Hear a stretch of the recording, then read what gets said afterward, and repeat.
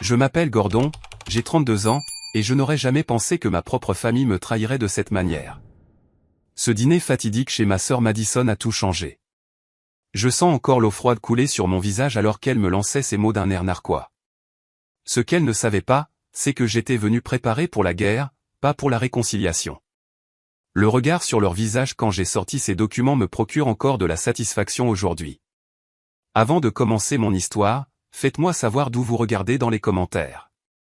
Appuyez sur le bouton j'aime et abonnez-vous pour plus d'histoires sur la façon de se défendre contre l'injustice familiale. Je suis né dans la famille Reynolds, un nom synonyme de promotion immobilière dans notre ville.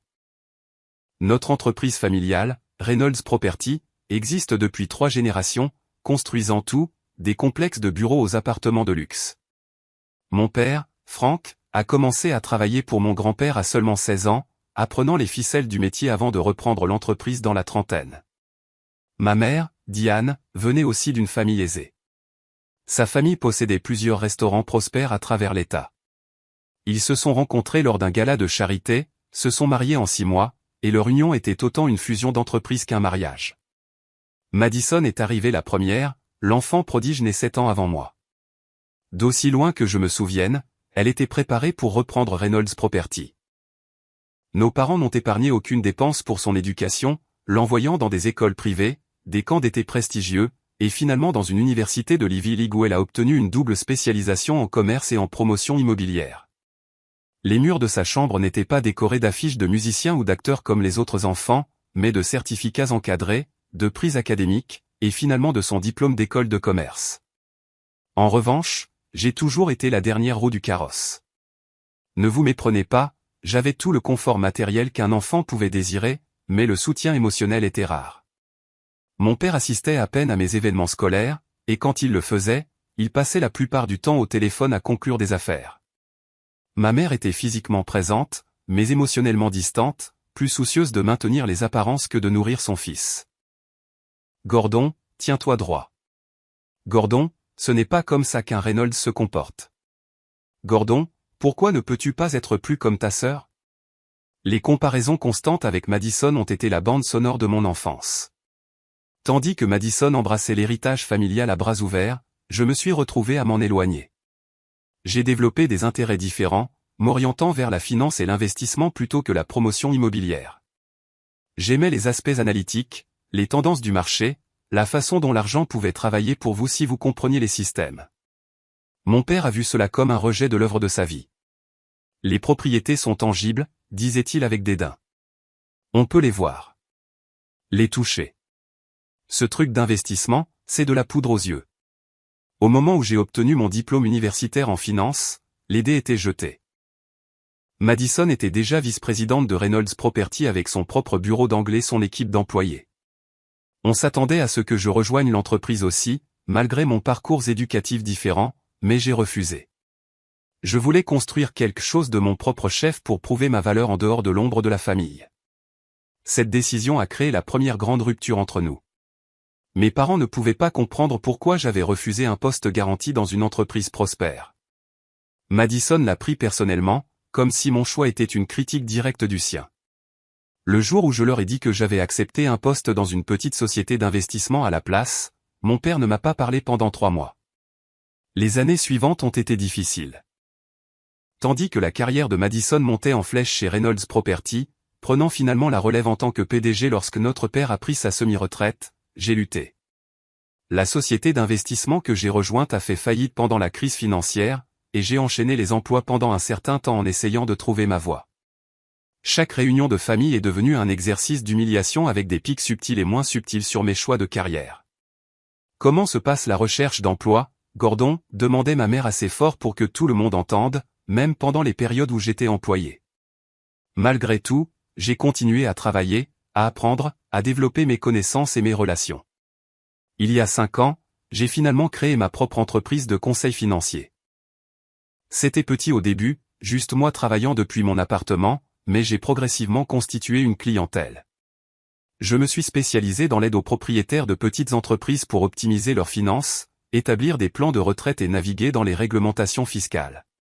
Ce n'était pas glamour ou extrêmement rentable comme Reynolds Property, mais c'était un travail honnête qui aidait de vraies personnes. Le véritable tournant est survenu il y a environ 8 mois. L'un de mes clients, un entrepreneur qui avait travaillé sur plusieurs développements de Reynolds Property, est venu me voir avec des préoccupations concernant certaines irrégularités financières qu'il avait remarquées en travaillant avec eux. Au début, j'ai rejeté cela comme un malentendu ou de l'aigreur de la part d'un entrepreneur mécontent, mais il m'a montré des copies de factures et de registres de paiement qui ne correspondaient pas. En tant que professionnel de la finance, les divergences étaient évidentes pour moi une fois que j'ai vu les documents. Cette nuit-là, je n'ai pas pu dormir. Une partie de moi voulait ignorer ce que j'avais vu, prétendre que les documents n'avaient jamais traversé mon bureau. C'étaient les affaires de ma famille, après tout. Et malgré nos différences, je n'avais aucun désir de leur causer du tort. Mais une autre partie de moi, le professionnel qui avait bâti sa réputation sur l'intégrité et l'attention aux détails, savait que je ne pouvais pas simplement détourner le regard. Le lendemain matin, j'ai pris la décision qui allait finalement conduire à ce dîner fatidique. J'enquêterai discrètement pour déterminer s'il y avait vraiment quelque chose de contraire à l'éthique chez Reynolds Property. S'il s'avérait que ce n'était rien, personne n'aurait jamais besoin de savoir que j'avais regardé. Mais si mes soupçons étaient confirmés, j'aurais des choix difficiles à faire. Je ne savais pas alors que mon enquête allait révéler un schéma de fraude de plusieurs décennies qui allait finalement déchirer ma famille. Et je n'ai certainement jamais imaginé que cela culminerait avec ma sœur me versant de l'eau sur la tête à sa table de dîner pendant que mes parents applaudissaient ses actions. L'enquête a commencé de manière assez anodine. J'ai commencé par examiner les registres publics des développements de Reynolds Property, en les croisant avec les déclarations de revenus et les permis de construire disponibles dans les bases de données publiques. Rien ne semblait anormal à première vue, mais quelque chose clochait dans le calendrier de certains projets et les coûts déclarés. J'avais besoin de plus d'informations, mais je devais être prudent. Si ma famille apprenait ce que je faisais, elle me mettrait complètement à l'écart avant que je puisse déterminer s'il y avait un acte répréhensible. J'ai décidé de contacter quelqu'un de confiance, quelqu'un ayant accès à des informations que je ne pouvais pas obtenir facilement. Bradley Turner et moi étions amis depuis l'université. Nous nous étions perdus de vue pendant quelques années, mais nous nous sommes retrouvés lors de notre réunion des 10 ans. Il travaillait maintenant pour l'Internal Revenue Service dans une division qui s'occupait des audits fiscaux des entreprises. Un soir, autour d'un verre, j'ai mentionné avec désinvolture quelques préoccupations générales concernant un client qui soupçonnait des irrégularités financières dans une entreprise dans laquelle il envisageait d'investir. « De quel genre d'irrégularités parlons-nous » a demandé Bradley en faisant tourner son whisky. J'ai décrit certains des schémas que j'avais observés dans les dépôts publics de Reynolds Property, en prenant soin de ne pas nommer l'entreprise. L'expression de Bradley est devenue sérieuse. Ça ressemble à une fraude fiscale potentielle, Gordon. Si votre client a des preuves, il devrait le signaler. Mais et si c'est une entreprise familiale? Et si le signaler signifie détruire des relations qui ne pourront jamais être réparées? Bradley a étudié mon visage un long moment avant de poser son verre. Il ne s'agit pas d'un client, n'est-ce pas? Il s'agit de Reynolds Property. Je ne pouvais pas lui mentir. J'ai hoché la tête lentement. Jésus Gordon, l'entreprise de ta famille. Il a passé la main dans ses cheveux. Écoute, je ne peux pas officiellement t'aider à enquêter sur ta famille. Ce serait un conflit d'intérêts massif et probablement illégal, mais je peux te dire quoi chercher, quels documents fourniraient des preuves concluantes s'il y a vraiment de la fraude. Au cours des semaines suivantes, Bradley m'a instruit sur les schémas courants d'évasion fiscale utilisés dans la promotion immobilière. Armé de ces connaissances, j'ai commencé à creuser plus profondément. J'ai contacté d'anciens employés de Reynolds Property sous prétexte de réseautage, orientant soigneusement les conversations vers les pratiques de l'entreprise. La plupart hésitaient à dire quoi que ce soit de négatif, mais quelques-uns ont laissé entendre des méthodes comptables douteuses. J'ai passé d'innombrables nuits penché sur mon ordinateur portable, croisant des données, suivant des pistes écrites et documentant tout méticuleusement. Plus je découvrais, plus j'étais troublé. Reynolds Property avait systématiquement sous-déclaré ses revenus et gonflé ses dépenses pendant au moins 15 ans. Ils avaient créé des sociétés écrans pour cacher des actifs et éviter les impôts. Ils avaient soudoyé des inspecteurs en bâtiment pour qu'ils ignorent les violations de code. Et Madison, ma parfaite sœur aînée, n'était pas seulement complice. Elle était l'architecte d'une grande partie de la fraude. Une découverte particulièrement révélatrice est venue d'un ancien comptable qui avait été licencié 3 ans plus tôt. Elle m'a contacté après avoir entendu par des relations communes que je posais des questions sur les pratiques financières de l'entreprise. Ils m'ont licencié parce que j'ai refusé de falsifier les registres, m'a-t-elle dit autour d'un café, ses mains tremblant légèrement alors qu'elle faisait glisser une clé USB sur la table. J'ai gardé des copies des vrais livres de comptes et des livres modifiés. J'ai toujours su qu'un jour quelqu'un aurait besoin de les voir. Les preuves sur cette clé étaient accablantes. Elle montrait des millions de dollars de revenus non déclarés, une évasion fiscale systématique et ce qui semblait être du blanchiment d'argent par le biais de diverses sociétés écrans. Le nom de mon père figurait partout sur les documents les plus anciens, mais ces dernières années, la signature de Madison apparaissait de plus en plus fréquemment. Alors que les preuves s'accumulaient, je me suis retrouvé face à un dilemme moral impossible. Devais-je confronter directement ma famille, leur donnant une chance de s'expliquer ou de se racheter? Devais-je signaler ce que j'avais découvert aux autorités, envoyant potentiellement mes parents et ma sœur en prison? Ou devais-je détruire les preuves et essayer d'oublier ce que j'avais découvert? J'ai à peine dormi pendant cette période. J'ai perdu du poids.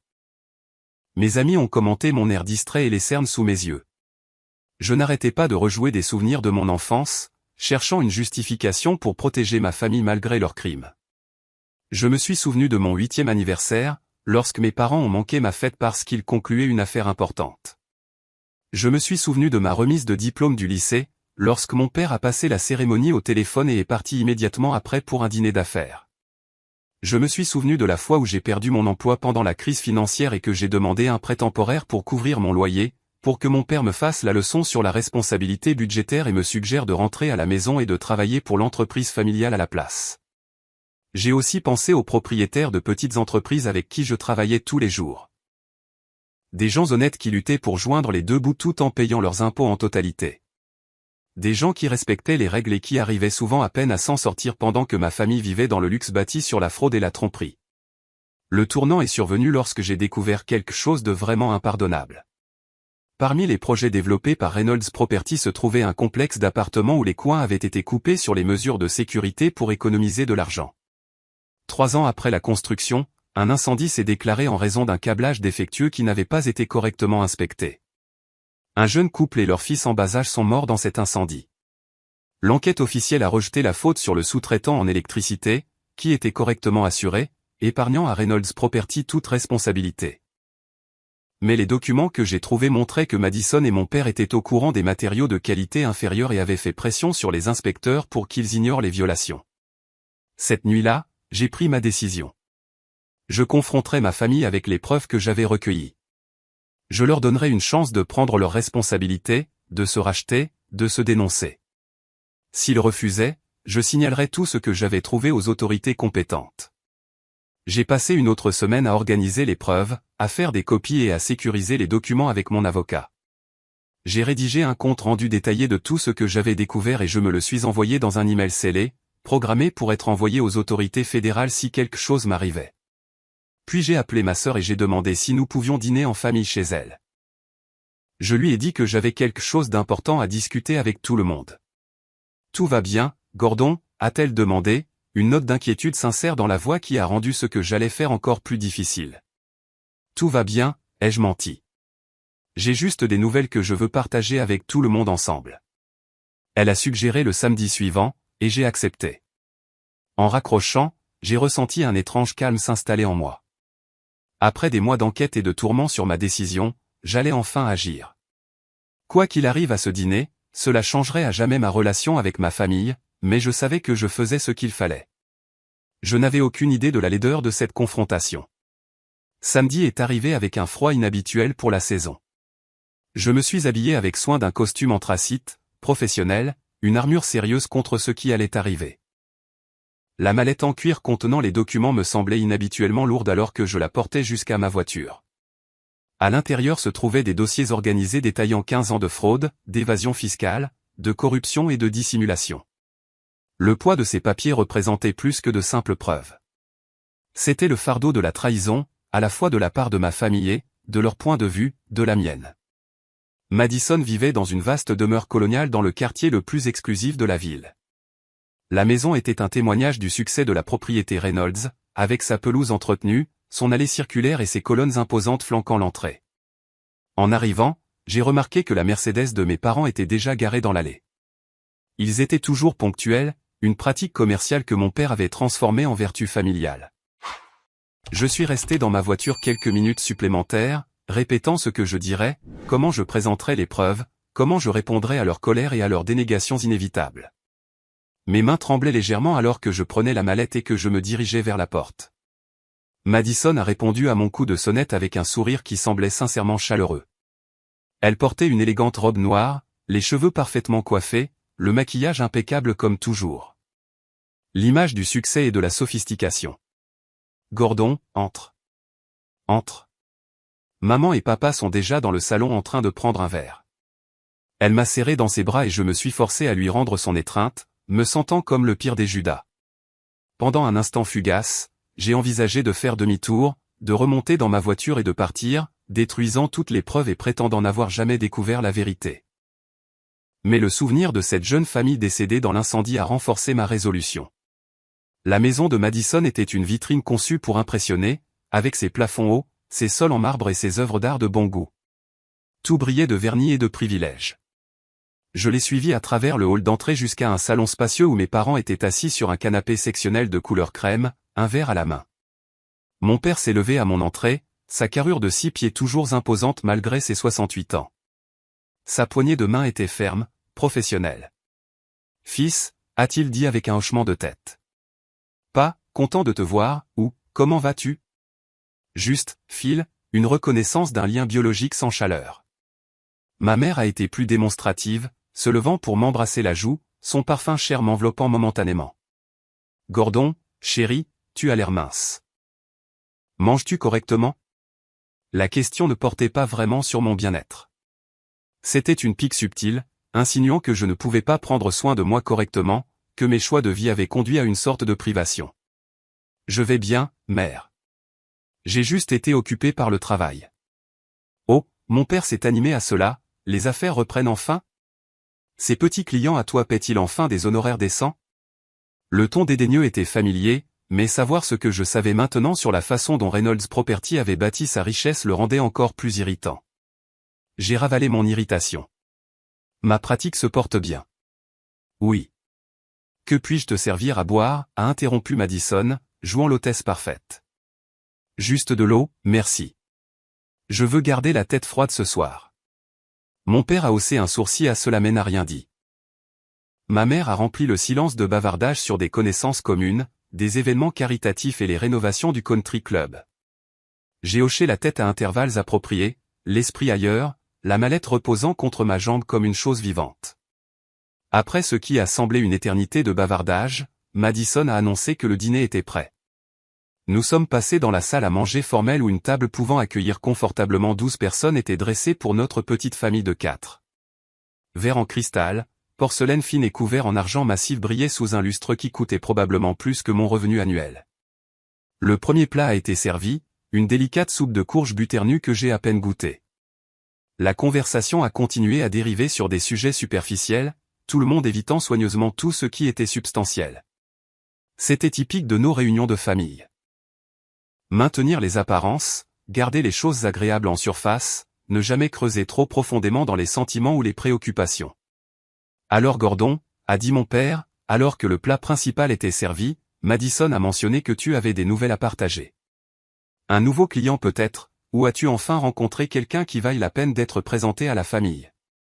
Le moment était venu plus tôt que prévu. J'ai posé ma fourchette avec précaution à côté de mon filet mignon à peine touché. En fait, il s'agit de Reynolds Property. L'air dans la pièce a immédiatement changé. La main de ma mère s'est figée à mi-chemin de son verre de vin. Les yeux de Madison se sont légèrement plissés. L'expression de mon père s'est durcie. Qu'en est-il de l'entreprise, a demandé Madison, sa voix soigneusement contrôlée. J'ai fait des recherches, ai-je commencé en choisissant mes mots avec soin, en examinant les pratiques financières de l'entreprise, ses déclarations de revenus, ses registres de sécurité des bâtiments. Pourquoi enquêterais-tu sur notre entreprise? La voix de mon père était dangereusement calme. J'ai rencontré son regard avec assurance. Cela a commencé par quelques divergences qui m'ont été signalées par un entrepreneur qui a travaillé avec Reynolds Property. Plus j'ai cherché, plus j'ai trouvé de problèmes. Madison a ri, mais cela sonnait forcé. Oh, Gordon, toujours le dramatique. Si tu avais des préoccupations, pourquoi ne m'as-tu pas simplement demandé à moi ou à papa? Pourquoi fouiner dans notre dos? M'auriez-vous dit la vérité sur l'évasion fiscale? Les pots de vin aux inspecteurs en bâtiment? Les sociétés écrans utilisées pour cacher des actifs? À chaque question, je regardais leur visage. Ma mère a pâli. La mâchoire de mon père s'est crispée. Le sourire de Madison est devenu fixe, contre nature. Je ne sais pas ce que tu crois avoir trouvé, a dit mon père. Mais tu es clairement confus. Reynolds Property est géré avec les plus hauts standards éthiques. Vraiment? J'ai attrapé la mallette à mes pieds. Parce que j'ai des documents qui suggèrent le contraire. 15 ans de preuves montrant une fraude systématique. Madison s'est levé brusquement, sa chaise raclant bruyamment le parquet. Je pense que tu devrais partir, Gordon. C'est plus qu'inapproprié. Je ne partirai pas tant que nous n'en aurons pas discuté, ai-je insisté en gardant la voix égale. Je vous donne une chance de vous expliquer, de réparer ça. Réparer quoi? Des crimes imaginaires que tu as inventés parce que tu es jaloux de notre succès? La voix de Madison s'est élevée. Tu m'as toujours envié. Tu as envié papa parce que tu ne pouvais pas être à la hauteur. Il ne s'agit pas de jalousie, Madison. Il s'agit d'un comportement criminel qui a blessé des gens. De vraies personnes. Je me suis tourné vers mon père. Comme la famille Carson qui est morte dans l'incendie des appartements Westview parce que vous avez rogné sur les travaux électriques. Ma mère a eu un hoquet. Le visage de mon père est passé du rouge au blanc en un instant. Tu n'as aucune idée de ce dont tu parles, a-t-il chuchoté. J'ai des copies des rapports d'inspection originaux avant qu'ils ne soient modifiés. J'ai des emails entre toi et Madison discutant de la façon de faire pression sur l'inspecteur pour qu'il ignore les violations. J'ai tout, papa. Madison s'est dirigé vers moi, sa démarche raide de rage. Pour qui te prends-tu? Tu ne contribues en rien à cette famille, et pourtant tu nous juges. Nous avons construit quelque chose de magnifique pendant que tu te débattais d'un emploi médiocre à l'autre. Je suis resté assis, me forçant à rester calme malgré mon cœur qui battait la chamade. J'ai construit quelque chose d'honnête. Pouvez-vous en dire autant? C'est alors que c'est arrivé. Madison a pris une carafe en cristal d'eau glacée de la table et l'a versée directement sur ma tête. Le froid était choquant, l'eau coulant sur mon visage, trempant mon costume, dégoulinant sur le sol poli. Tu as 5 minutes pour quitter ma maison, a-t-elle sifflé, son visage à quelques centimètres du mien, déformé par la fureur. À ma grande surprise, mes parents ont commencé à applaudir. Mon père a même souri, hochant la tête en signe d'approbation de l'action de Madison. Ma mère s'est jointe à lui, applaudissant délicatement comme lors d'une représentation théâtrale. Bien joué, Madison, a dit mon père. Il était temps que quelqu'un le remette à sa place. Je suis resté assis là, l'eau dégoulinant de mes cheveux, mon costume cher ruiné, face au front uni de ma soi-disant famille. À ce moment-là, tout doute restant sur ce que je devais faire s'est complètement évanoui. L'eau était glaciale contre mon cuir chevelu, coulant le long de ma colonne vertébrale et trempant ma chemise. Le temps a semblé ralentir alors que des gouttelettes tombaient de mon menton sur la nappe immaculée. Chacune une petite ponctuation dans ce drame familial en cours. Je sentais leurs yeux sur moi, s'attendant à ce que je sorte en trombe, humilié, ou peut-être que j'explose de colère, leur donnant plus de munitions pour me rejeter comme étant instable et peu fiable. Je n'ai fait ni l'un ni l'autre. Au lieu de cela, j'ai calmement attrapé une serviette en tissu et j'ai méthodiquement essuyé mon visage, maintenant le contact visuel avec Madison tout le temps. La satisfaction suffisante dans ses yeux a commencé à vaciller légèrement face à ma réaction calme. Ce n'était pas le scénario qu'elle avait écrit pour cette confrontation.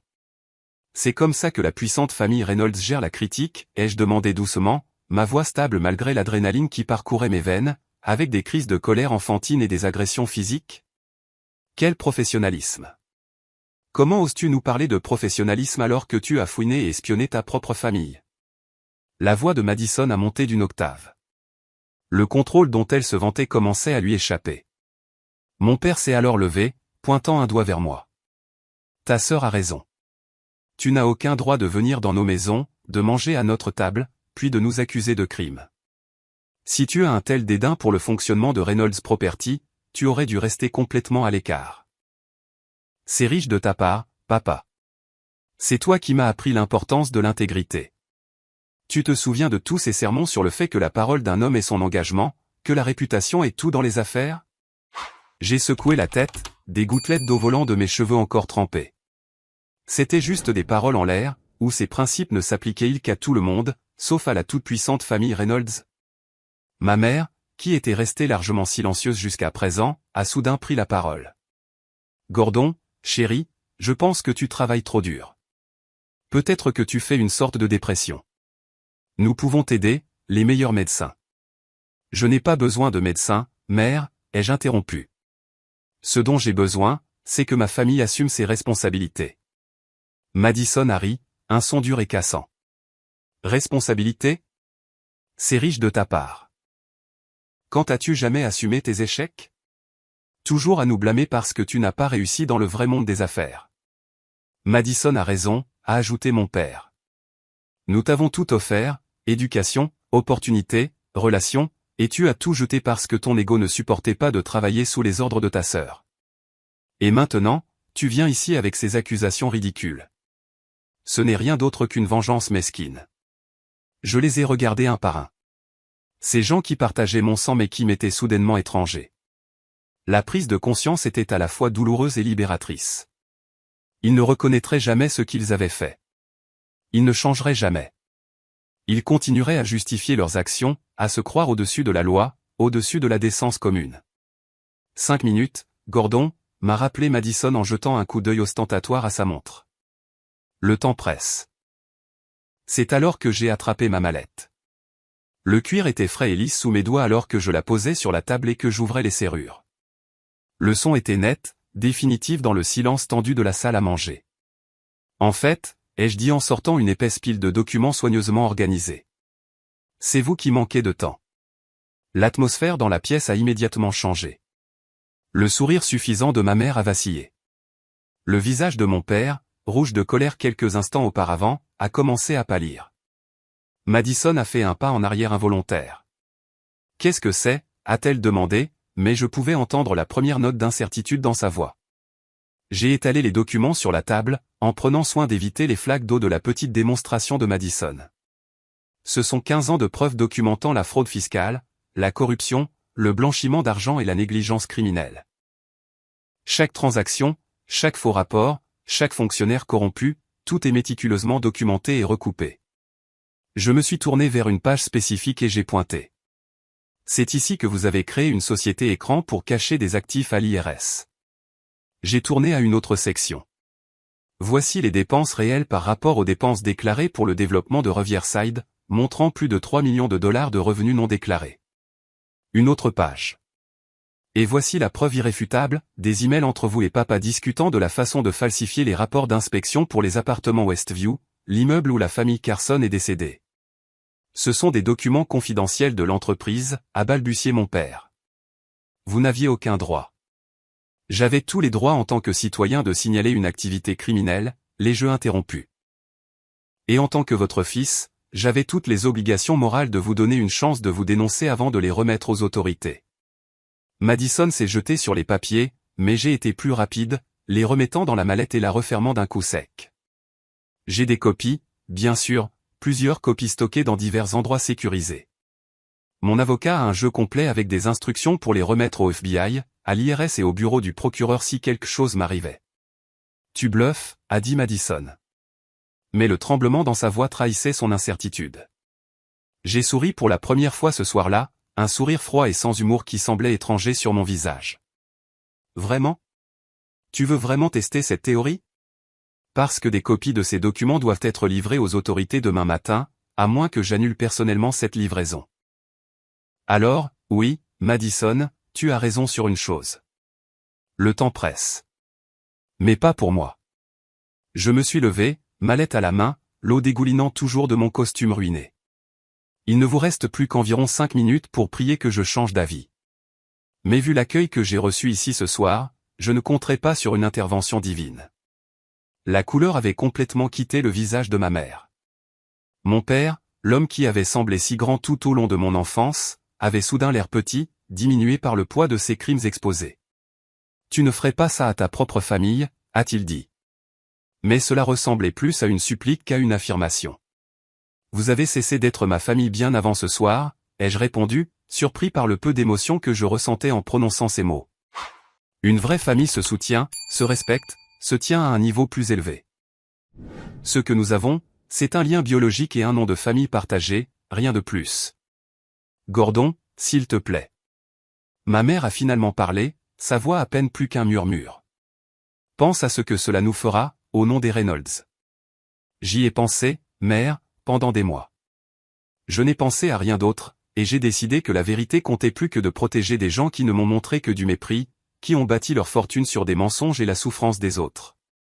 Madison, toujours prompte à se remettre, a changé de tactique. Son visage s'est adouci, et elle a fait un pas vers moi, la main tendue. Gordon, parlons-en raisonnablement. Je suis sûr que nous pouvons parvenir à un arrangement qui satisfasse tout le monde. Il n'est pas nécessaire de faire quelque chose d'irréfléchi. J'ai reconnu l'expression. C'était la même qu'elle utilisait pour négocier avec les entrepreneurs. Un mélange calculé de charme et de menaces implicites.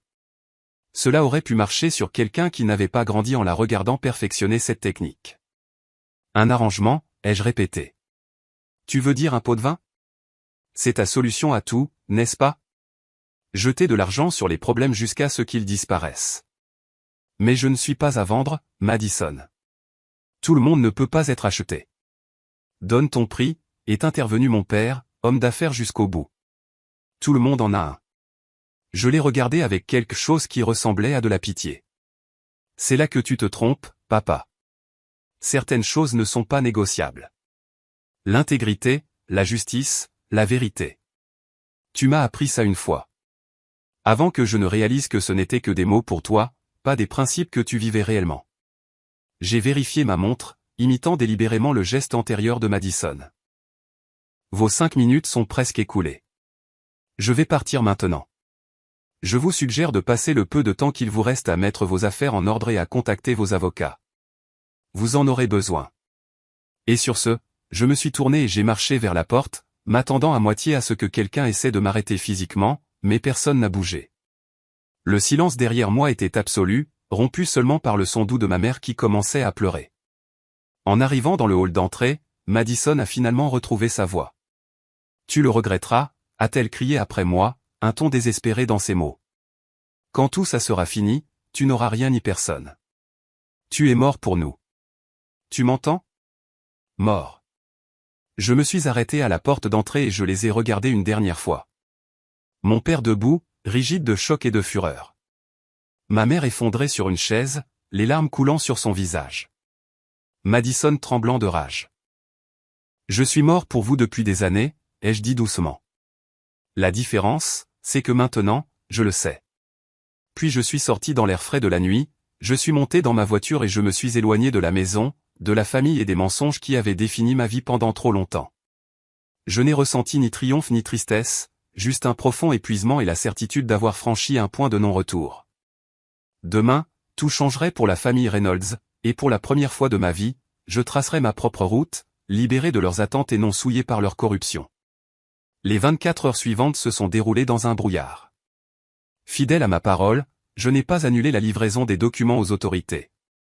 À 9 heures le lendemain matin, des copies de tout ce que j'avais recueilli étaient entre les mains du FBI, de la division des enquêtes criminelles de l'IRS et du bureau du procureur. J'avais passé la nuit dans un hôtel, mon téléphone éteint, m'isolant des contre-coups inévitables. Quand j'ai finalement rallumé mon téléphone vers midi, il a explosé de notifications. 27 appels manqués de Madison, 15 de mon père, 12 de ma mère, des dizaines de SMS allant des menaces aux supplications désespérées pour une réunion. Je les ai tous supprimés sans lire au-delà des aperçus. Il y avait aussi un message vocal de Bradley de l'IRS. Gordon, qu'est-ce que tu as fait, bordel? Le bureau bourdonne d'une affaire majeure qui vient d'être ouverte contre Reynolds Property. Appelle-moi dès que tu peux. Je ne l'ai pas rappelé. Pas encore. J'avais besoin de temps pour digérer ce qui se passait, pour me préparer à la tempête qui allait s'abattre sur ma vie. J'ai quitté l'hôtel et je suis allé dans un petit café de l'autre côté de la ville, un endroit où ma famille ne penserait jamais à me chercher. Je venais de commander quand mon téléphone a sonné avec un numéro inconnu. Contre mon meilleur jugement, j'ai répondu. Monsieur Reynolds, ici l'agent spécial Carla Martinez du FBI. Nous avons reçu vos documents concernant Reynolds Property et nous aimerions vous rencontrer dès que possible. La réunion a été fixée à 15 heures cet après-midi-là. Je suis arrivé au bâtiment fédéral 15 minutes en avance, serrant une mallette contenant les documents originaux.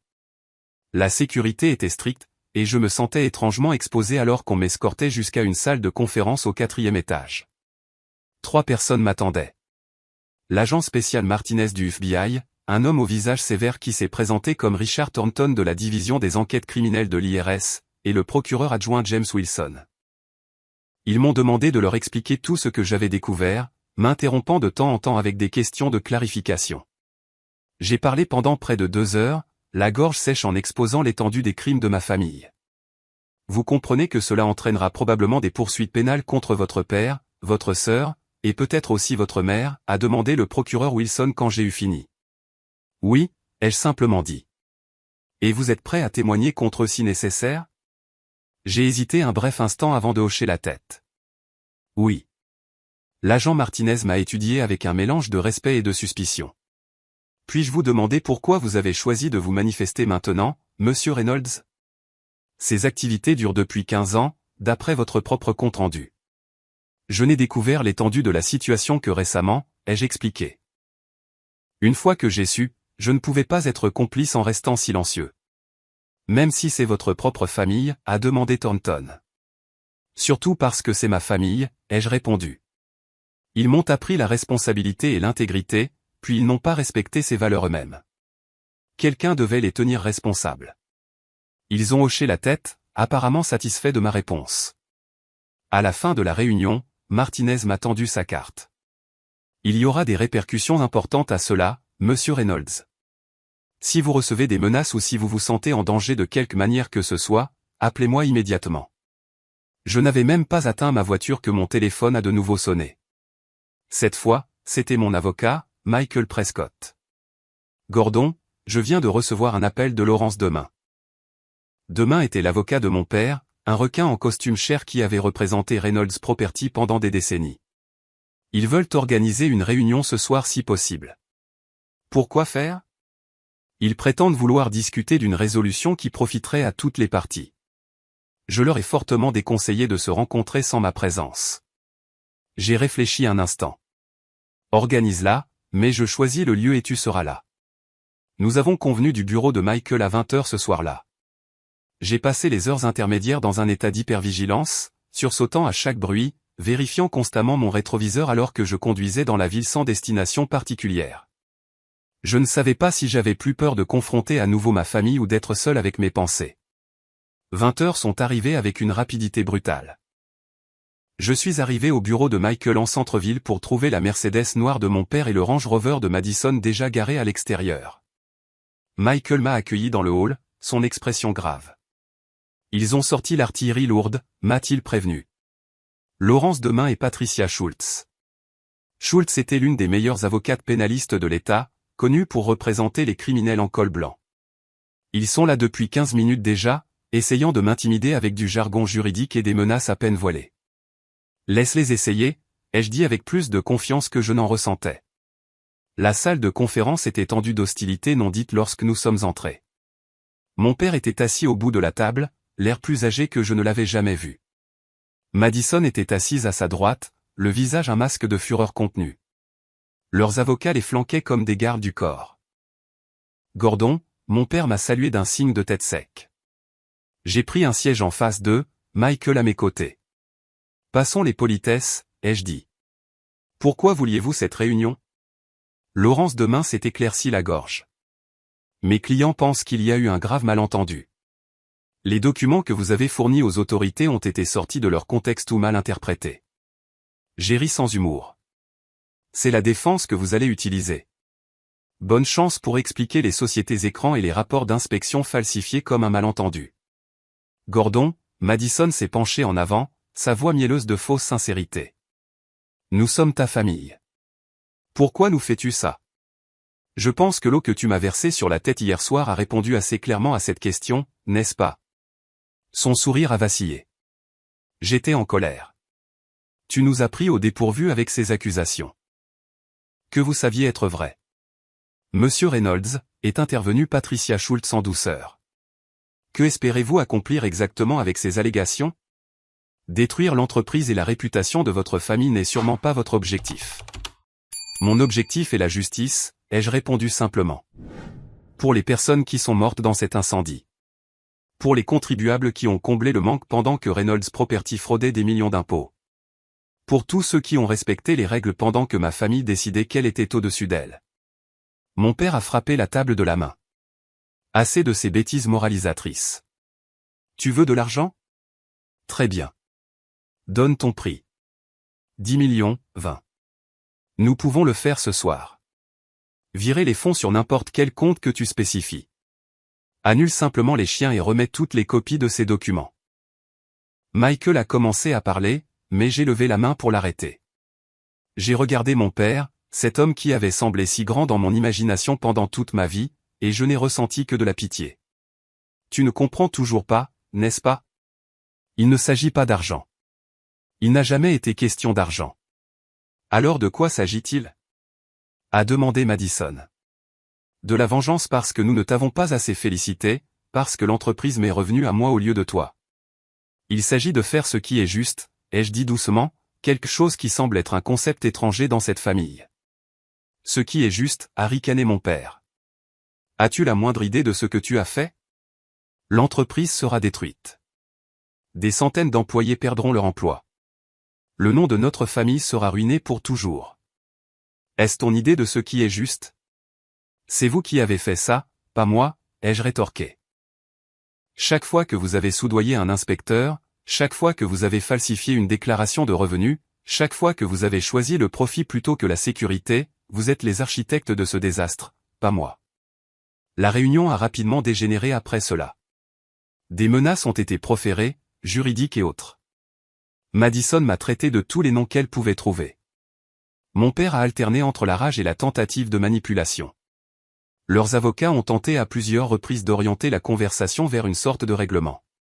Pendant tout ce temps, je suis resté calme, refusant de m'engager dans leurs émotions ou de considérer un accord qui impliquerait de retirer les preuves. Après 1 heure sans résultat, ils ont finalement abandonné. Alors qu'ils rassemblaient leurs affaires pour partir, mon père s'est arrêté à côté de ma chaise.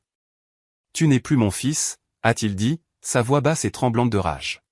« Si je te croise dans la rue, je ne te reconnaîtrai pas. » Ils sont sortis de la pièce, Madison s'arrêtant à la porte pour lancer une dernière pique. « Tu crois que tu as gagné, mais tu as tout perdu, Gordon. Quand tout ça sera fini, tu n'auras rien ni personne. » Après leur départ, Michael nous a versé un généreux whisky de la bouteille qu'il gardait dans sa crédence. « Ça va ?» a-t-il demandé, l'inquiétude évidente dans sa voix. J'ai réfléchi attentivement à la question avant de répondre. Non, ai-je admis. Mais ça ira. Cette nuit-là, seul dans mon appartement, je me suis enfin permis de ressentir tout le poids de ce que j'avais fait. Le chagrin m'a frappé par vagues. Non pas pour les relations que j'avais perdues, qui étaient rompues bien avant cette confrontation, mais pour la famille que je n'avais jamais vraiment eue. Pour le père qui n'avait jamais vu ma valeur, la mère qui ne m'avait jamais vraiment connu. La sœur qui m'avait vu comme un concurrent plutôt qu'un frère. J'ai pleuré jusqu'à ce qu'il n'y ait plus de larmes, puis je suis tombé dans un sommeil épuisé, toujours habillé. Quand je me suis réveillé le lendemain matin, quelque chose avait changé en moi. Le chagrin était toujours là, mais à côté, il y avait un étrange et fragile sentiment de liberté. Pour la première fois de ma vie, j'étais complètement détaché de l'héritage des Reynolds, de leurs attentes et de leurs jugements. J'étais seul, oui, mais j'étais aussi enfin libre. Les suites se sont déroulées avec la logique inexorable d'une preuve mathématique. Les actions avaient des conséquences et les actions de ma famille les avaient finalement rattrapées. 3 jours après avoir fourni les preuves aux autorités, le FBI et l'IRS ont mené des descentes simultanées au siège de Reynolds Property et dans 3 autres lieux, y compris la maison de mes parents et la maison de Madison. Les nouvelles locales ont diffusé des images d'agents emportant des boîtes de documents et d'ordinateurs tandis que les journalistes spéculaient sur la nature de l'enquête. À la fin de la semaine, des accusations formelles avaient été déposées contre mon père, Madison et 2 autres cadres de l'entreprise. La liste était longue: fraude fiscale, blanchiment d'argent, fraude électronique, corruption de fonctionnaires et négligence criminelle ayant entraîné la mort. Ma mère a été désignée comme personne d'intérêt, mais n'a pas été immédiatement inculpée. L'histoire a dominé les médias locaux et a même fait la une des journaux d'affaires nationaux. L'empire de Reynolds Property s'effondre au milieu d'allégations de fraude, titrait un journal. Un lanceur d'alerte familiale expose des années de corruption d'entreprise, proclamait un autre. J'ai arrêté de lire après les premiers jours. La satisfaction que j'avais anticipée ne s'est jamais matérialisée, remplacée plutôt par une douleur sourde et la question lancinante constante, avais-je fait ce qu'il fallait? Les retombées personnelles ont été immédiates et graves. Mon téléphone est devenu une arme déployée contre moi, délivrant des messages venimeux de membres de la famille élargie qui me blâmaient d'avoir détruit l'héritage familial. Des cousins avec qui j'avais grandi m'ont bloqué sur les réseaux sociaux. La sœur de ma mère m'a appelé en larmes, me demandant comment j'avais pu faire ça à mon propre sang. Je n'avais aucune réponse qui la satisferait, ni personne d'autre qui voyait mes actions comme une trahison plutôt que comme de la justice. Encore plus difficiles ont été les appels des employés de Reynolds Property, des personnes dont les moyens de subsistance étaient maintenant en péril. Certains étaient compréhensifs, reconnaissant que la direction de l'entreprise s'était attirée cela. D'autres étaient furieux, me voyant comme le méchant qui avait mis en danger leur emploi par dépit ou par jalousie. Un appel en particulier m'a hanté. Lisa Parker avait été l'assistante de mon père pendant 20 ans. Je la connaissais depuis toujours. Elle m'avait envoyé des cartes d'anniversaire chaque année, même pendant les périodes où mon père et moi ne nous parlions pas. J'ai toujours pensé que tu étais différent, Gordon, a-t-elle dit, sa voix tendue d'émotion. Je t'ai défendu quand ton père se plaignait de tes choix, et maintenant j'apprends que tu as travaillé contre nous tout ce temps. Pas contre vous, Lisa, ai-je essayé d'expliquer, contre les activités illégales, la fraude, les mensonges. Laisse tomber, m'a-t-elle interrompu. J'ai 58 ans. Sais-tu à quel point il est difficile de trouver un nouvel emploi à mon âge? L'entreprise est en plein chaos. Il parle de licenciement. Où suis-je censé aller? Je n'avais aucune réponse pour elle. La vérité, c'est que je n'avais pas entièrement considéré les dommages collatéraux que mes révélations causeraient. Dans ma détermination juste à exposer les crimes de ma famille, j'avais négligé les innocents qui seraient pris dans la tourmente. L'isolement s'est aggravé de jour en jour. Des amis qui avaient été proches sont soudainement devenus indisponibles. Des associés ont trouvé des raisons d'annuler des réunions ou m'ont référé à des collègues. Même ma petite clientèle a commencé à diminuer à mesure que la nouvelle de mon implication dans le scandale Reynolds se propageait. J'ai commencé à me demander si Madison avait eu raison. J'avais peut-être gagné la bataille, mais j'avais perdu tout ce qui comptait. La victoire semblait de plus en plus pyrrhique à mesure que les semaines passaient et que les poursuites judiciaires contre ma famille avançaient à un rythme atrocement lent. Le point le plus bas est survenu environ 6 semaines après ce dîner fatidique. Je faisais les courses tard un soir, essayant d'éviter de rencontrer quelqu'un que je connaissais, quand j'ai tourné dans une allée et que je me suis retrouvé face à ma mère.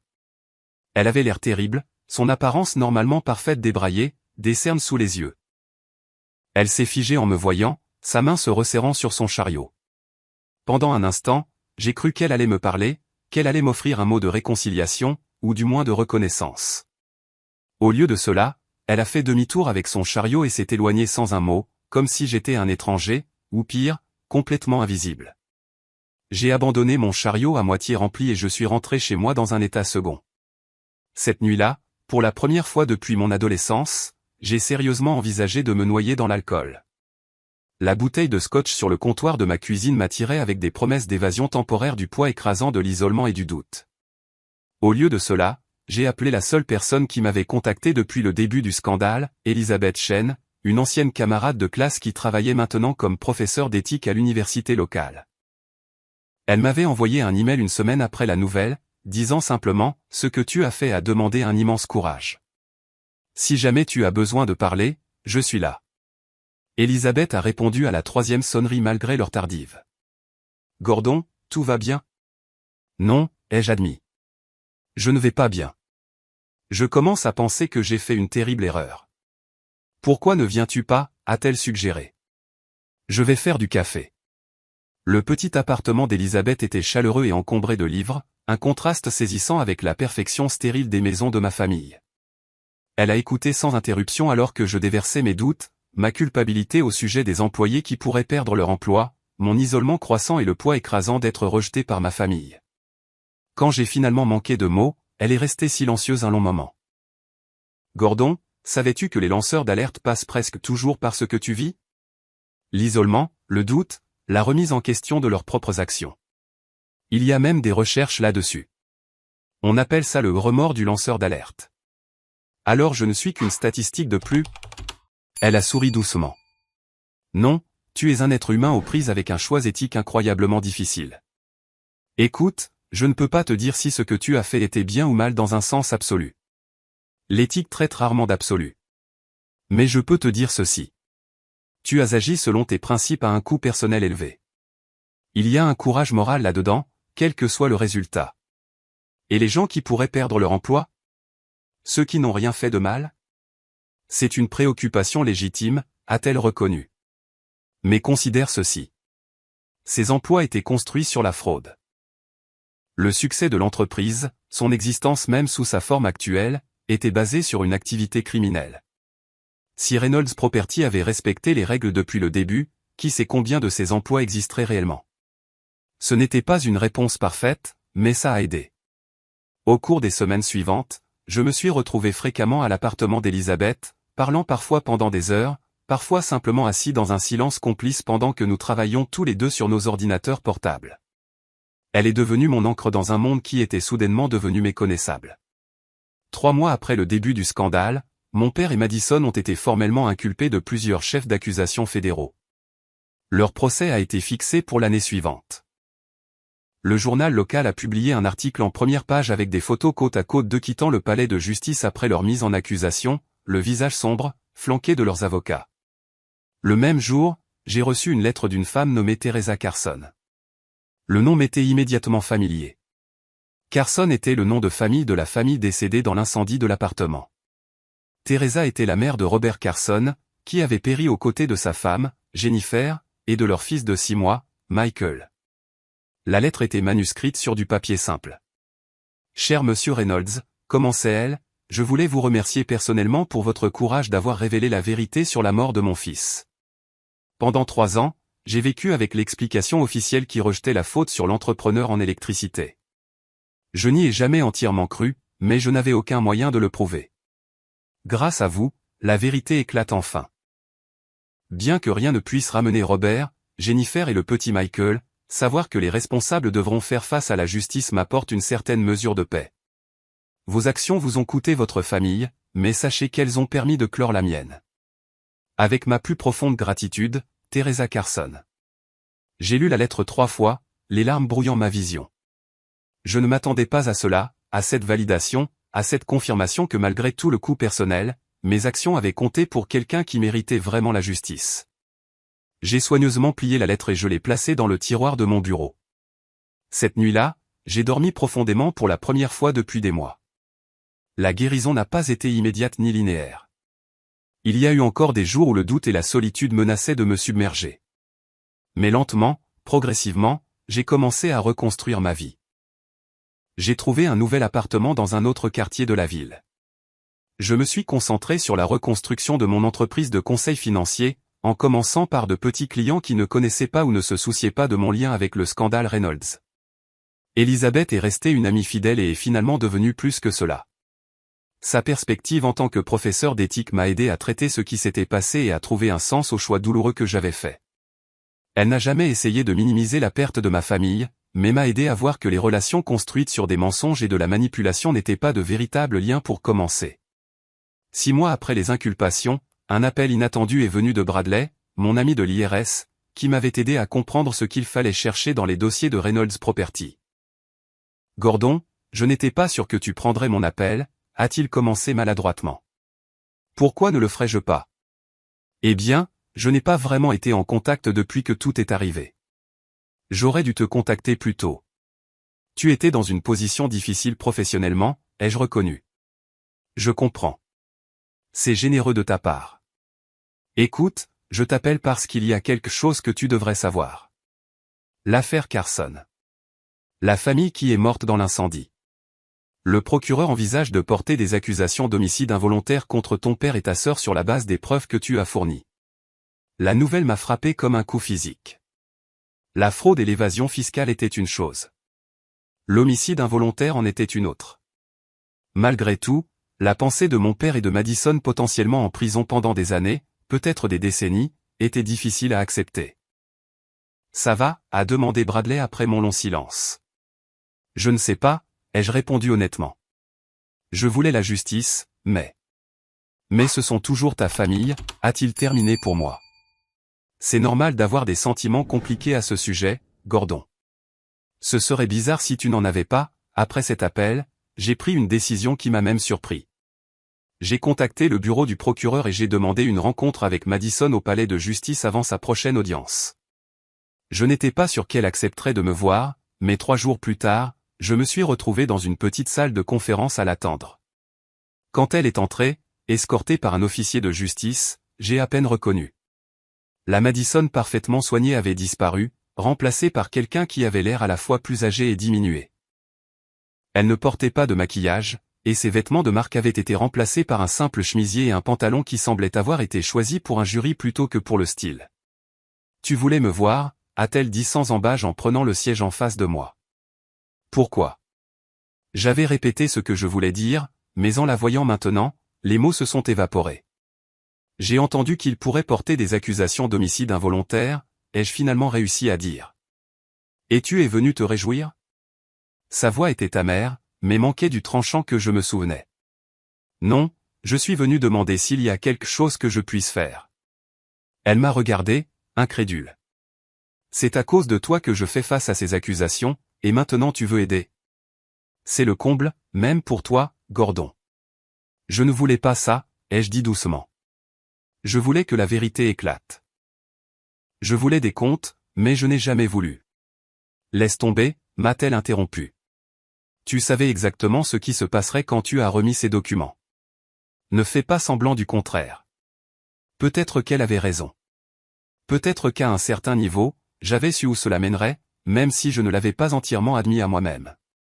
Comment va maman, ai-je demandé en changeant de sujet. Quelque chose a vacillé sur le visage de Madison. De la douleur peut-être, ou de l'inquiétude. Pas bien. Elle boit trop. Elle quitte à peine la maison. L'avocat de papa pense que les procureurs pourraient lui offrir l'immunité pour qu'elle témoigne contre papa, mais elle refuse même d'en discuter. Et papa? L'expression de Madison s'est durcie. Comme si tu t'en souciais. Il n'est plus que l'ombre de lui-même si tu veux savoir. Sa santé se dégrade, le stress de tout ça. Elle s'est interrompue, puis m'a fixé d'un regard accusateur. Tu es satisfait maintenant? C'est la justice que tu voulais? J'ai rencontré son regard avec assurance. Non, ce n'est pas ce que je voulais. Mais c'est ce que vos actions, toutes vos actions, ont rendu inévitable. Elle a détourné le regard, et pendant un bref instant, j'ai cru voir la première lueur de reconnaissance, d'acceptation qu'elle portait la responsabilité de sa situation actuelle. Mais cela est passé rapidement, remplacé par la colère défensive que je connaissais si bien. Le temps est écoulé, a annoncé l'officier de justice depuis l'embrasure de la porte. Madison s'est levée. Ne reviens pas, Gordon. Il n'y a plus rien à dire entre nous. Alors qu'elle se tournait pour partir, j'ai parlé une dernière fois. Madison, malgré tout, j'espère qu'un jour tu pourras comprendre pourquoi j'ai fait ce que j'ai fait. Elle s'est arrêtée à la porte, mais ne s'est pas retournée. Un jour peut-être, mais pas aujourd'hui. Et sur ce, elle est partie, me laissant seul avec le silence retentissant et le deuil compliqué d'une famille irrémédiablement brisée. 2 ans se sont écoulés depuis ce dîner fatidique chez Madison, lorsqu'une carafe d'eau froide est devenue le catalyseur d'une transformation complète de ma vie. Les poursuites judiciaires contre ma famille se sont finalement conclues il y a 6 mois. Mon père, à 70 ans, a été condamné à 8 ans de prison fédérale pour fraude, évasion fiscale et homicide par négligence. Madison a reçu 5 ans, une peine plus légère reflétant sa coopération avec les procureurs dans les dernières étapes de l'enquête. Ma mère a évité la prison grâce à un accord de plaidoyer, mais a été assignée à résidence pendant 2 ans et condamnée à payer une restitution substantielle. Reynolds Property n'existe plus. L'entreprise a été dissoute, ses actifs vendus pour payer les amendes, les frais de justice et la restitution aux victimes, y compris les familles de ceux qui sont morts dans l'incendie de l'appartement. De nombreux employés ont perdu leur emploi, bien que certains aient été embauchés par les entreprises qui ont acheté divers biens et projets de développement de Reynolds. Quant à moi, j'ai construit une nouvelle vie à partir des cendres de l'ancienne. Mon entreprise de conseil financier a lentement rebondi, avec un nouvel accent sur l'aide aux petites entreprises pour maintenir des pratiques éthiques tout en naviguant dans des réglementations complexes. J'ai même embauché quelques anciens employés de Reynolds Property qui n'avaient rien à voir avec les activités frauduleuses, y compris Lisa Parker, l'ancienne assistante de mon père, qui gère maintenant mon bureau avec une efficacité caractéristique. Elisabeth et moi nous sommes mariés au printemps dernier lors d'une petite cérémonie en présence d'une poignée d'amis qui m'ont soutenu pendant les jours les plus sombres. Bradley était mon témoin. Nous avons acheté une maison modeste dans un quartier calme. Rien à voir avec les manoirs ostentatoires que ma famille occupait autrefois, mais elle est remplie de chaleur et de liens sincères, quelque chose que je n'ai jamais vraiment connu en grandissant. Le chemin jusqu'à ce point n'a pas été facile ni direct. Il y a eu des mois de dépression après le procès, des périodes où j'ai tout remis en question sur ma décision d'exposer les crimes de ma famille. L'isolement était parfois presque insupportable. D'anciens amis et associés qui m'avaient abandonné pendant le scandale réapparaissent de temps en temps, généralement avec des explications maladroites sur le fait de m'avoir laissé de l'espace ou de ne pas savoir quoi dire. J'accepte leurs ouvertures poliment, mais je les garde à distance. La crise a révélé qui était vraiment dans mon camp, et ce sont les relations que je chéris maintenant. Le développement le plus inattendu est venu il y a 6 mois, lorsque j'ai reçu une lettre de Madison. Elle était en prison depuis 1 an et demi à ce moment-là, et nous n'avions pas communiqué depuis notre rencontre au palais de justice. La lettre était timide, presque hésitante, si différente de la sœur confiante et effrontée que j'avais connue. J'ai eu beaucoup de temps pour réfléchir ici, écrivait-elle. À l'entreprise, à notre famille, à ce qui nous a conduits à ce point. J'ai été en colère contre toi pendant si longtemps, Gordon, furieuse que tu aies détruit tout ce que nous avions construit. Mais dernièrement, je me suis demandé si ce que nous avions construit valait la peine d'être préservé. Plus j'y réfléchis, plus je réalise que papa a créé une culture où couper les coins ronds et enfreindre les règles était normalisé, attendu, voire même encouragé.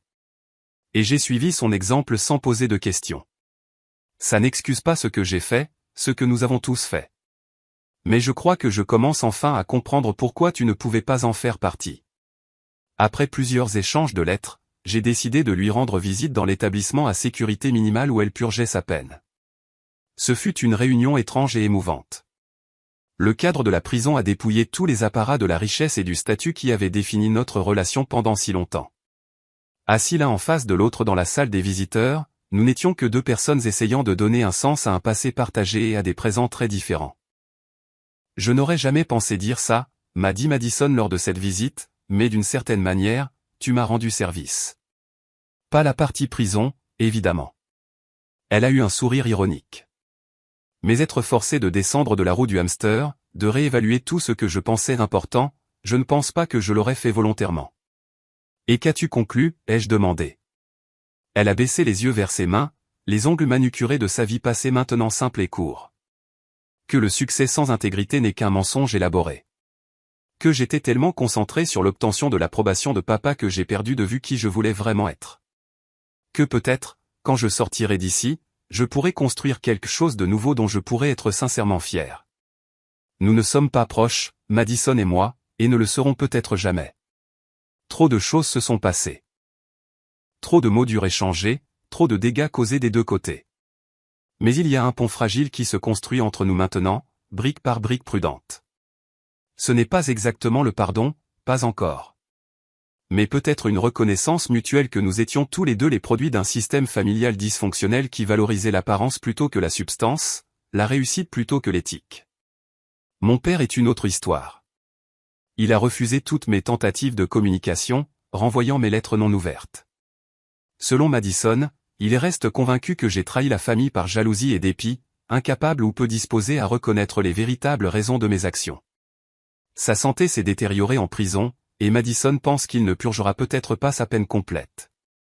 Une partie de moi espère une réconciliation avant qu'il ne soit trop tard, mais j'ai accepté que cela n'arrive peut-être jamais. Ma mère appelle de temps en temps, généralement quand elle a trop bu. Nos conversations sont guindées, superficielles.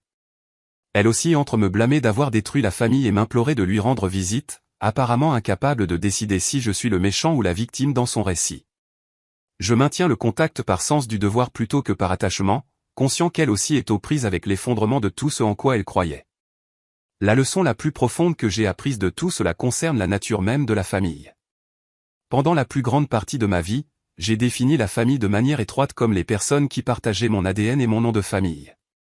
J'ai mesuré ma valeur à leur approbation et à leur acceptation, même si leurs actions démontraient des valeurs contraires aux miennes. La crise m'a forcé à réimaginer ce que la famille signifie vraiment. La famille, en suis-je venu à croire, n'est pas un hasard de la naissance, mais une communauté de choix. Elle est construite sur le respect mutuel, des valeurs partagées et une attention sincère au bien-être de l'autre. Elisabeth, Bradley et la poignée d'amis qui m'ont soutenu pendant les jours les plus sombres sont devenus ma vraie famille. Les liens que nous avons tissés ne sont pas basés sur l'obligation ou une histoire partagée, mais sur une connexion authentique et une loyauté choisie. J'ai aussi appris le lourd prix de l'intégrité et la nature complexe de la justice. Faire ce qui est juste se sent rarement triomphant sur le moment. Le plus souvent, c'est douloureux, désordonné et plein de conséquences inattendues. La certitude en noir et blanc que je ressentais lorsque j'ai découvert les crimes de ma famille a cédé la place à une compréhension plus nuancée de la faillibilité humaine, y compris la mienne. Il y a encore des nuits où je reste éveillé à me demander si j'aurais pu trouver une autre voie, si les dommages collatéraux auraient pu être minimisés. Mais je me souviens de la lettre de Teresa Carson me remerciant d'avoir apporté une conclusion à la tragédie de sa famille. Je pense aux propriétaires de petites entreprises qui ont été contraints de rivaliser avec les avantages frauduleux de Reynolds Property. Je me souviens des employés qui ont été rendus involontairement complices d'activités illégales. Et je sais que malgré tout ce que cela m'a coûté personnellement, faire la lumière sur la vérité était le seul choix que j'aurais pu faire et continuer à vivre avec moi-même. Le mois dernier, j'ai lancé une fondation à but non lucratif visant à soutenir les lanceurs d'alerte qui dénoncent les malversations d'entreprises, en utilisant une partie de la récompense que j'ai reçue du programme des lanceurs d'alerte de l'IRS. Quelque chose que je n'avais jamais anticipé lorsque je me suis manifesté pour la première fois. La fondation fournit une assistance juridique, des conseils et un soutien financier à ceux qui risquent tout pour défendre ce qui est juste. C'est ma façon de donner un sens à la douleur, de m'assurer que quelque chose de constructif émerge des cendres de la chute de ma famille. Parfois, je repense à ce moment à la table de Madison, l'eau dégoulinant de mes cheveux, face aux mépris unis de ma famille. Je me souviens de la fureur froide que j'ai ressentie en sortant ces documents et en prononçant ces mots, il ne vous reste plus que 5 minutes pour prier. À ce moment-là, j'étais motivé en partie par la droiture, mais aussi par la douleur et la colère face à des années de rejet et de négligence émotionnelle. Le parcours depuis lors m'a appris que la justice sans compassion peut devenir une autre forme de violence. Que rester ferme pour la vérité ne nécessite pas d'endurcir son cœur. Que même au milieu de la tenue des gens responsables de leurs actions, il doit y avoir de la place pour la rédemption et la guérison. Je ne sais pas ce que l'avenir réserve à ma famille biologique. Madison sera libérée dans 3 ans, face à la tâche ardue de reconstruire une vie avec un casier judiciaire et un nom de famille notoire. Mon père ne quittera peut-être jamais la prison. Ma mère continue son existence solitaire dans ce qui reste de notre maison familiale, une ombre d'elle-même. L'héritage des Reynolds, construit sur 3 générations, s'est effondré en poussière. Pourtant, de cette poussière, de nouvelles possibilités ont émergé. Non seulement pour moi, mais peut-être même pour Madison, qui semble sincèrement engagée à tracer une voie différente à son retour dans la société. La vérité, aussi douloureuse soit-elle, a créé un espace pour une croissance et une connexion authentique qui n'aurait jamais été possible au sein du mensonge élaboré qu'était notre entreprise familiale. S'il y a une chose que je veux que vous reteniez de mon histoire, c'est que la véritable intégrité a souvent un prix élevé. Mais le coût de compromettre vos valeurs est finalement bien plus grand. Les choix les plus difficiles, ceux qui opposent vos principes à vos relations personnelles, votre code éthique à votre confort, sont ceux qui définissent qui vous êtes vraiment. Et parfois, perdre tout ce que vous pensiez important est le seul moyen de découvrir ce qu'il est vraiment. Quelle décision difficile avez-vous dû prendre qui a mis votre intégrité à l'épreuve? Avez-vous déjà dû vous tenir seul pour ce que vous croyez juste? Partagez vos expériences dans les commentaires ci-dessous. Et si mon histoire a résonné en vous, veuillez aimer, vous abonner et la partager avec quelqu'un qui pourrait avoir besoin d'entendre qu'il n'est pas seul dans ses luttes éthiques. Merci d'avoir écouté, et souvenez-vous, le chemin de l'intégrité peut être solitaire par moments, mais c'est le seul qui mène à la vraie liberté.